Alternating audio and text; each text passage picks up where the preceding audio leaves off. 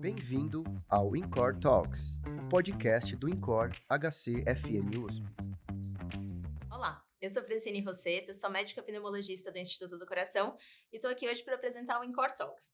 Hoje, como convidado, a gente tem o Dr. André Natan. O André é professor colaborador da Faculdade de Medicina, médico pneumologista do Instituto do Coração, e a gente vai conversar sobre aspergilose pulmonar. Obrigada pela presença, Natan. Obrigado. É um prazer estar aqui. Ótimo. Então, todo mundo que é pneumologista, na prática clínica, atende alguns casos, vivencia alguns casos de aspergilose pulmonar na prática diária, quase, né? Quais são os principais fatores de risco para aspergilose pulmonar, Natan?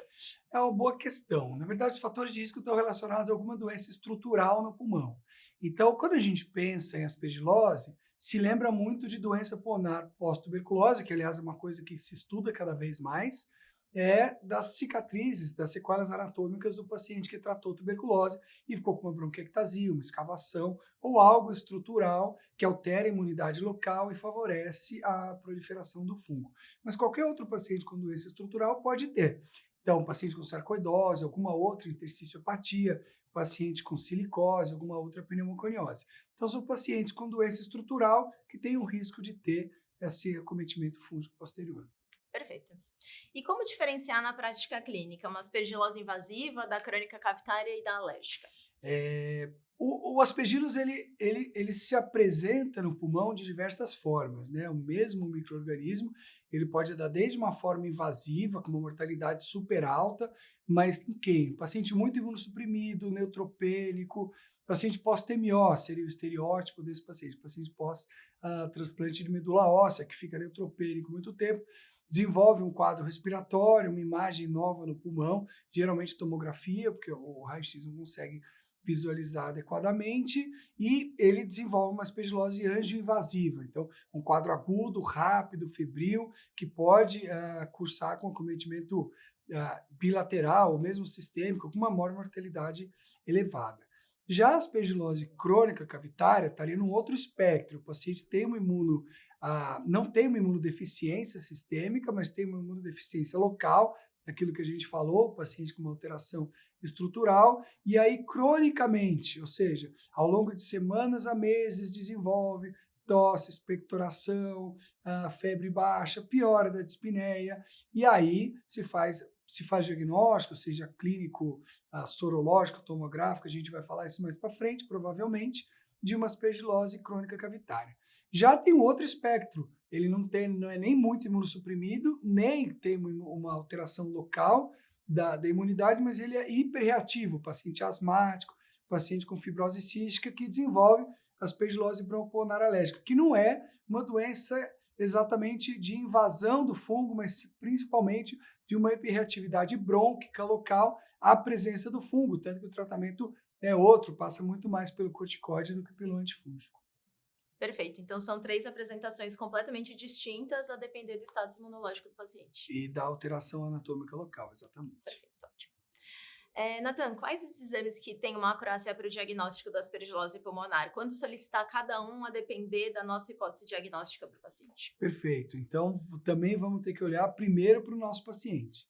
Se o nosso paciente está neutropênico há 10 dias, tem um quadro febril e em exames de imagem, e aí provavelmente vai fazer exames de imagem até no rastreamento, talvez, da doença infecciosa no imunossuprimido. Aparece uma imagem nova, um nódulo escavado, uma imagem em vidro fosco, se faz a hipótese de aspergilose, e aí a gente tem alguns exames para fazer, eu lembraria principalmente da galactomanana, que é aquela glicoproteína que está presente na parede do fungo e que pode vir elevada, tanto no sangue, mas principalmente no lavado broncoalveolar, na aspergilose angioinvasiva. Bem que eu sempre cito a tomografia, né? Em aspergilose é difícil a gente falar de raio-x. O raio-x pode te levar ao diagnóstico, a uma hipótese, mas ele não tem uma sensibilidade muito boa.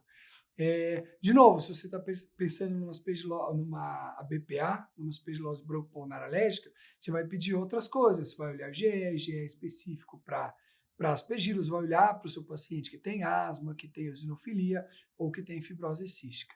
E na aspergilose crônica cavitária, lembra um quadro crônico e o indivíduo imunocompetente. Então, eu vou buscar o quê? Resposta imune do paciente à presença do fungo. Então, eu vou buscar uma sorologia para para aspergilos, que é o IgG e IgM, né?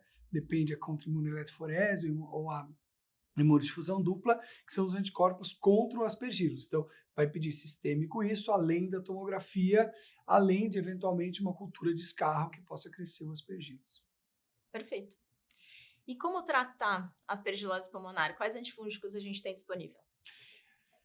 Bom, de novo, tratar vai depender do espectro da doença que a gente está falando, desde um tratamento ambulatorial com imidazólico, e a gente tem itraconazol e voriconazol como os dois principais antifúngicos, o voriconazol como primeira escolha, mas o itraconazol também pode ser utilizado, não por conta de resistência, mas principalmente porque o itraconazol via oral ele é muito mal absorvido, então a gente não consegue um nível sérico adequado.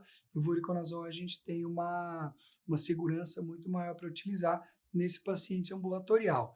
Ou, eventualmente, se o paciente está mais grave, internar e aí fazer uso de antifúngico sistêmico, seja voriconazol, seja anfotericina B, em casos onde o vorico não está disponível. Na BPA, é um outro tratamento, a gente vai falar de corticoide e itraconazol para tentar reduzir o corticoide mais rápido. E na aspergilose angivasiva, a gente vai falar de medicação endovenosa, invariavelmente, a gente vai falar de voriconazol EV. Lembrando que os novos antifúngicos, isavuconazol, posaconazol, também têm efeito, mas eles têm um valor muito mais elevado, como não é uma questão, na grande maioria dos casos, não é uma questão tão grande a resistência, então a gente pode se utilizar do voriconazol, que é um pouco mais barato que esses novos antifúngicos, que também podem ser utilizados. Perfeito. Existe resistência ao voriconazol? Existe muito pouco, principalmente no nosso meio, não é uma questão tão importante. Existe, mas se há falha no tratamento, ou é por uma doença muito intensa, ou uma disseminação muito grande, ou por falha de absorção, e aí seria um exemplo do itraconazol. Perfeito, ótimo. E para quem está na prática clínica, quais os principais erros para a gente evitar em relação ao diagnóstico e ao tratamento desses pacientes? O que você costuma ver e que você acha que a gente precisa tomar bastante cuidado como um pitfall? Eu acho que o principal ponto é a gente lembrar que existe. Eu acho que se fez o diagnóstico, o tratamento em si não tem tanta dúvida, visto que 1 ou 2 ou 3 antifúngicos que vai se utilizar, mas talvez lembrar que existe, né? Meu paciente que teve tuberculose voltou a ficar sintomático, ele pode estar fazendo uma nova tuberculose, eu preciso pedir exames em busca de micobacteriose não tuberculosa também, mas eu não posso esquecer que esse paciente pode ter uma aspergilose crônica cavitária, então acho que isso talvez seja o mais importante. Perfeito. E tem espaço para o tratamento cirúrgico na aspergilose pulmonar? Tem que ter sempre que o paciente tem condição clínica ou fisiológica. Então, é muito interessante o tratamento para aspergilose crônica cavitária, para o aspergiloma também, lembrando que é só a bola fúngica, sem uma doença estrutural tão grande, mas que esteja sangrando, se indica cirurgia, mas aspergilose para controle de doença também. Mas o grande problema é o paciente esbarrar numa falta de função pulmonar, ou seja, ele tem uma alteração tão grande que contraindica a cirurgia. Perfeito. Acho que esse é um episódio à parte, né? Que a gente pode até falar em algum outro momento. Perfeito. Obrigada pela sua presença, foi bastante claro as respostas. Obrigada a todo mundo que acompanhou o InCore Talks. Curte e compartilha o episódio e nos vemos no próximo episódio. Até mais. Obrigado. Você ouviu mais um episódio do InCore Talks, o podcast do InCore HC FM USP.